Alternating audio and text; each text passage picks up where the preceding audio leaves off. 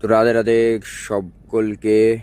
আর এত সুন্দর ওয়েদারটা ছিল না ভাই সাব, আসামে কি বলবো, চারিদিকে জঙ্গল দেখো, ঠিক আছে, চারিদিকে জঙ্গল। এই জঙ্গল, এটা হচ্ছে কোন রাস্তা, তোমরা যদি কারোর জানা থাকে অবশ্যই তোমরা কমেন্ট করে জানাও, আমি পরের ভিডিওতে আমি অবশ্যই বলবো, কমেন্ট করে প্রিন্টে দেওয়া থাকবে, অসুবিধা নেই।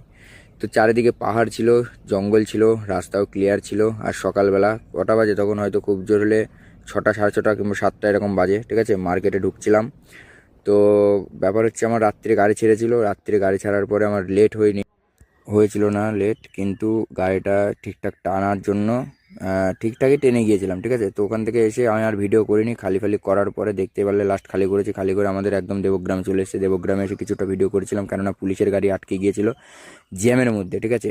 তো মানুষ তখন মমতা সরকার ছিল, আর এখন তো